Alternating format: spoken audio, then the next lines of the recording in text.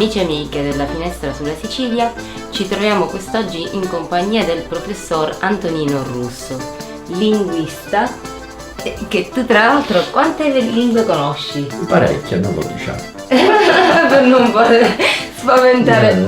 Parecchie.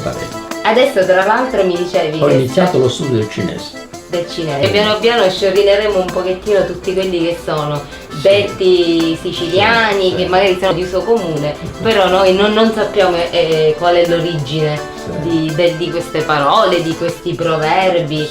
Ho compilato per mio divertimento Zibaldone, nel quale ho raccolto locuzioni, i modi di dire, i detti relativi a tutte le parti del corpo umano in siciliano. Bellissimo, da dove cominciamo? Da un naso. Avere naso, questo è chiaro, tutti, è una espressione, una locuzione ancora viva nelle bocche dei palermitani. Avere naso significa avere intuito, avere intelligenza, avere tatto, ha una serie di significati, ma il suo significato primo è aver tatto, cioè sapere dove ci si trova, con chi si parla e sapere esattamente che cosa si deve dire in quel frangente, in quell'occasione. Avere naso. Avere naso. Poi diceva mia madre, figlio mio, non è di tutte avere naso. come darle torto. E allora, naschiare. Ecco, che è molto usato. Che è molto usato. Annusare, però in senso traslato, significa indagare su qualcosa in generale. Naschiare, cioè significa cercare di sapere come fiutando l'odore di qualcosa che si rincorre. Andiamo all'origine della naschiare. Da nasca.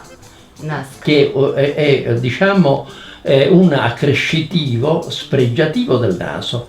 Infatti si dice, ecco, aveva un naso, aveva una nasca.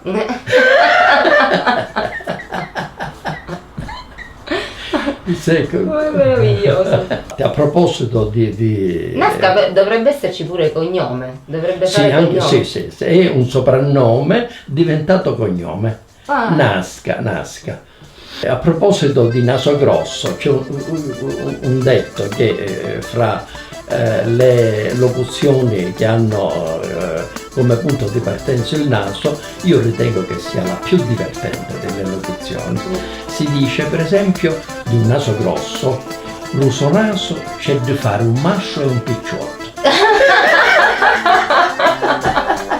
Grandioso!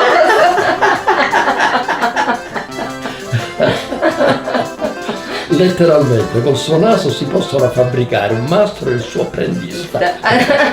Si dice di naso spropositatamente grosso. Per esempio il naso, avere un naso a paracqua. Infatti. Il naso a paracqua è un naso dalla base larga, cioè con le pinne nasali molto dilatate e larghe.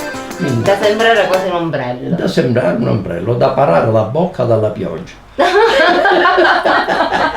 Che torna pure comodo in certe occasioni. Questo è molto interessante, quest'altra. Una sciusciata di naso e non c'è più niente, una soffiata di naso e non c'è più nulla. È un'allusione all'atto sessuale frettoloso. Ecco, la cosiddetta sveltina moderna. Sì.